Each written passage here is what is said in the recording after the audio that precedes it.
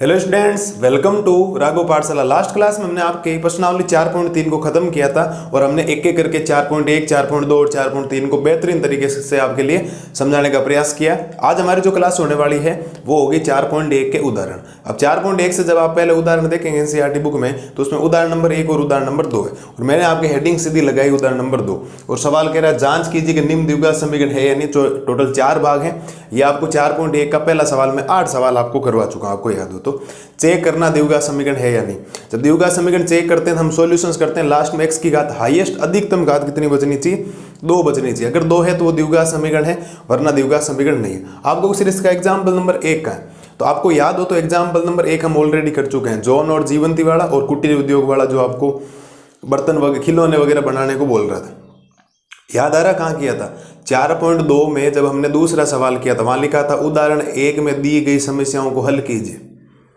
उदाहरण 1 में दी गई समस्याओं को हल कीजिए। तो उदाहरण 1 देख लेना, वो हमने कर लिया ऑलरेडी। 4.2 में दूसरा सवाल ही कर लिया तो वहां जाके देख लेना, हो गया दोनों बार, अब बार बार करवाने की जरूरत नहीं। तो दूसरा एग्जाम्पल आपके सामने है और आपको बोल रहा है कि यह द्विघात समीकरण है या नहीं। पहली बात तो अगर आप ध्यान से देखेंगे तो यहाँ तो आपके एक सर्व समीकरण लग रही। अगर इस x को मैं बोलूं a और इस 2 को बोलूं b तो a माइनस बी का होल स्क्वायर हो जाएगा a स्क्वायर माइनस का 2ab और प्लस का क्या हो जाएगा? b स्क्वायर हो जाएगा। ये लगेगी सर्व समीकरण। ठीक है साहब, a स्क्वायर यानी कि x square minus 2ab plus b square यानी 2 का स्क्वायर, ये पूरी सर्व समीकरण लगा दी। और प्लस में क्या चल रहा है? प्लस में चल रहा है 1 और बराबर में है 2x माइनस का 3। कैलकुलेशन करेंगे तो ये तो बनेगा x स्क्वायर, ये माइनस का 4x बनेगा, 2 को 2 से गुणा तो 4x प्लस 2 का स्क्वायर हो गया 4, प्लस में कितना हो गया 1। इस प्लस के 2x को इधर लाओगे दी हो जाएगा माइनस का 2x, माइनस का 3 इधर आएगा प्लस का 3, बराबर में क्या हो जाएगा 0। अब ये बन गया आपके पास x स्क्वायर। अब ध्यान दें, ये देखो माइनस का 4x, ये माइनस का 2x, माइनस का 4x माइनस का 2x, जब दो संख्या माइनस में हो जुड़ती है लेकिन चिन्ह किसका रहता है? माइनस का। तो ये बन जाएगा माइनस का 6x। देखो 4 1 5, 5 और 3 कितने हो गए? 8, बराबर में क्या आ गया? 0। अब ध्यान दें कि आपको लगता है ये द्विघात समीकरण है? देखो चेक करो, क्या लगता है आपको ये द्विघात समीकरण है? बोलो। आप कहेंगे बिल्कुल सही द्विघात समीकरण है। क्यों? क्योंकि इसकी घात कितनी है? 2। आप लिखेंगे अतः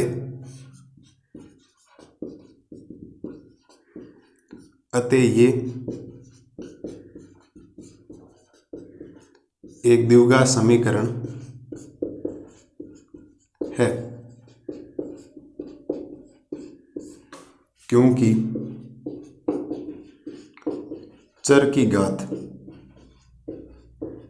2 है। चर की अधिकतम घात देखी जाती है, ध्यान, बहुपद की घात निकालना आपको आना चाहिए। चर की क्या देखी जाती है? अधिकतम घात।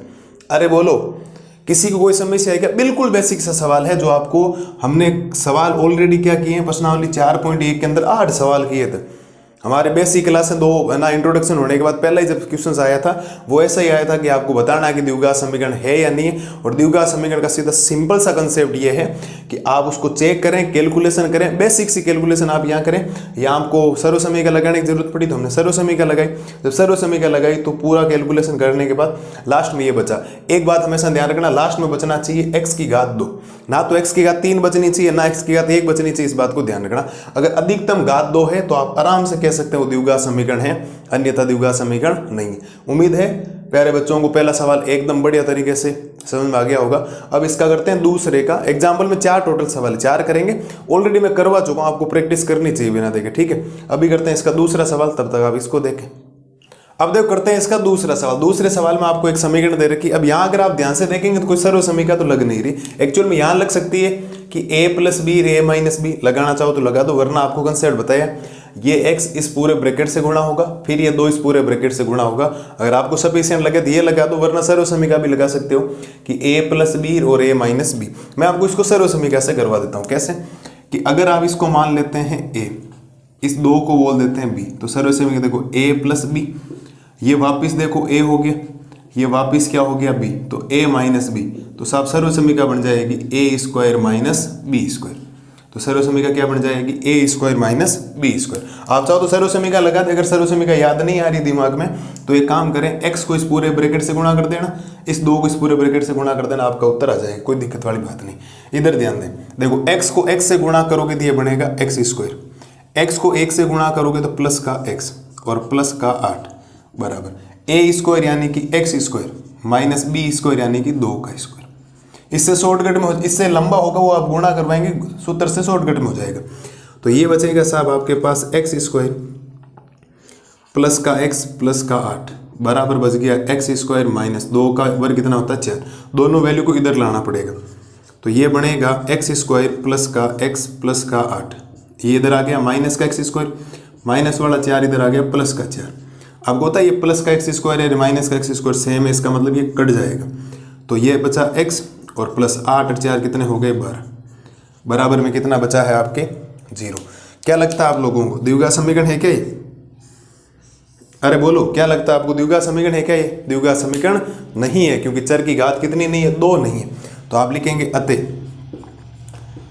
अतः ये द्विघात समीकरण, अतः ये द्विघात समीकरण नहीं है, क्योंकि चर की घात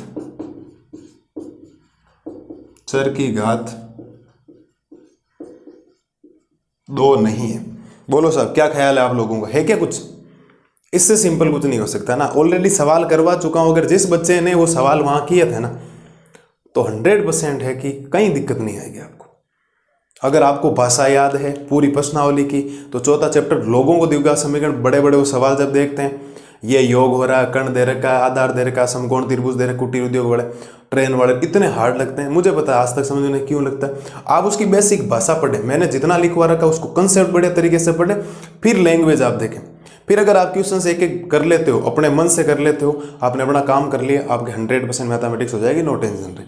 ये हो गया इसका दूसरा सवाल, ज़्यादा कुछ है नहीं, सीधा यहाँ लगा, यहाँ मैंने सर्वसमीका लगा दी ए स्क्वायर माइनस बी स्क्वायर की, उससे छोटा हो गया। बाकी आप चाहो तो इस x को इस पूरे से गुणा कर देना, इस 2 को इस पूरे से गुणा कर दो, प्लस का 2x माइनस का 2x कैंसिल हो जाएगा। तो वैसे भी लास्ट में बचना तो एक्स स्क्वायर माइनस 4 है, आपको वो लगे तो ठीक है, बाकी सर्वसमीका से भी बढ़िया, कोई ज़्यादा दिक्कत नहीं आएगी। घात 1 बची, इसका मतलब द्विघात समीकरण नहीं है, क्योंकि घात 1 है, घात का मतलब रैखिक समीकरण होता है, लेकिन हमें रैखिक थोड़ी, हमें पूछा गया द्विघात समीकरण है या नहीं, आपको हाँ और ना में जवाब देना। अगर द्विघात समीकरण है तो है, नहीं है तो नहीं। मैं रीजन हर बार लिख रहा हूँ ताकि कुछ समय बाद जब आप इसको देखें तो आपको समझ में आएगी और ये रीजन में, इस वजह से, ठीक है। एक बार आप इसको देखें, अगली स्लाइड में करते हैं इसका तीसरा सवाल। अब देखो करते हैं इसका तीसरा सवाल। तीसरे सवाल में क्या बोला, एक आपको दे रखा, तो सर्वसमीका लग नहीं रही, बेसिक सा ये x इससे गुणा होगा, फिर ये इससे गुणा होगा, बाकी कैलकुलेशन करने आपको उत्तर मिल जाएंगे।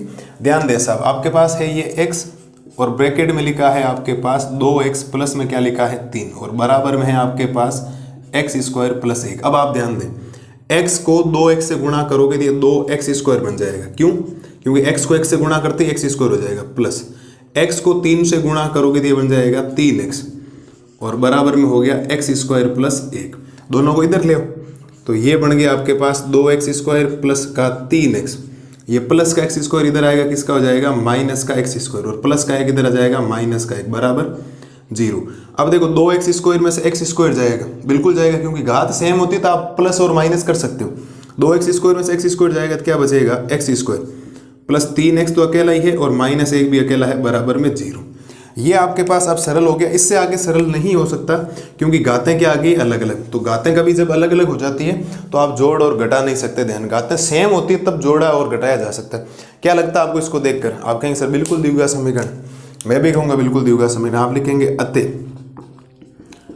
अतः ये द्विघात समीकरण, अतः ये द्विघात समीकरण है, क्योंकि चर की घात 2 है। चर की घात कितनी है साहब? 2 है। मुझे नहीं लगता कोई समस्या आपको होनी चाहिए। ये आपका एक द्विघात समीकरण है, क्योंकि चर की घात कितनी है आपके पास? 2।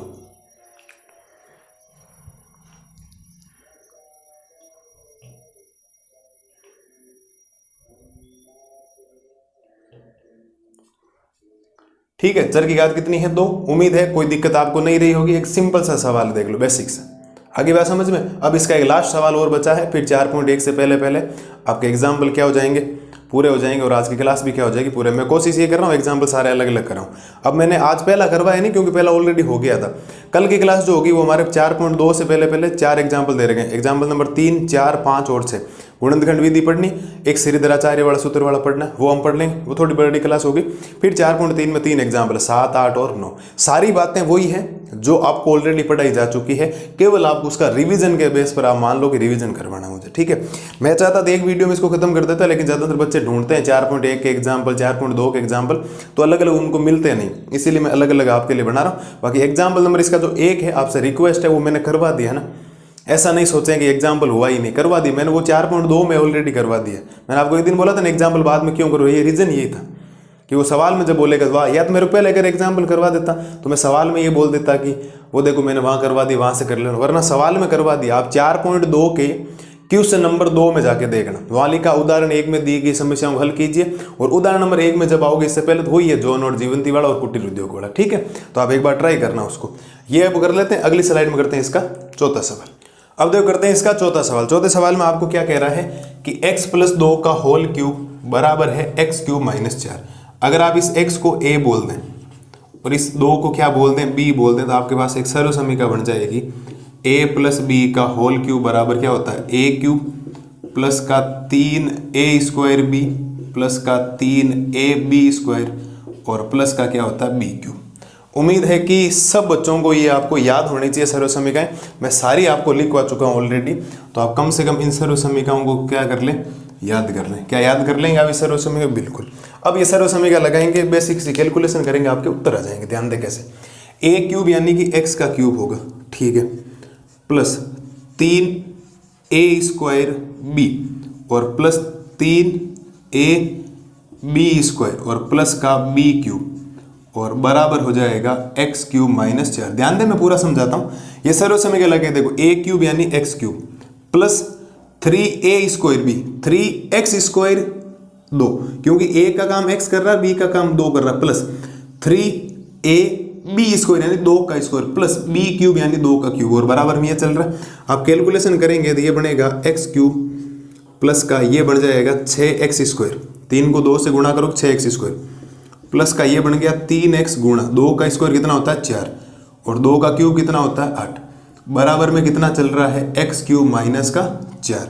तो आपके पास ये बनेगा x³ प्लस में 6x² प्लस में ये क्या बनेगा 12x, क्योंकि 4 को 3 से गुणा करोगे 12x, प्लस का क्या बन गया 8, माइनस का क्या बन जाएगा x³ और प्लस का क्या बन जाएगा 4 बराबर 0। दोनों को इधर लाया तो प्लस वाली वैल्यू माइनस और माइनस वाली प्लस, तो देख x³ प्लस का x³ माइनस का कैंसिल, ये क्या बचा आपके पास, ये बचा 6x² प्लस का 12x और प्लस का 12 बराबर क्या बच गया 0। 8 और 4 क्या हो गया 12। इससे आगे सोल्व हो सकता है क्या ये? बिल्कुल भी सोल्व नहीं हो सकता, तो इसको यहीं छोड़ दें। और क्या लगता है आपको इसको देखकर? अरे बोलो क्या लगता है इसको देखकर, यह द्विघात समीकरण है या नहीं? तो आप कहेंगे सर बिल्कुल है द्विघात समीकरण, क्योंकि इसकी घात कितनी है 2 है। आप लिखेंगे अतः ये द्विघात समीकरण, ये द्विघात समीकरण है क्योंकि चर की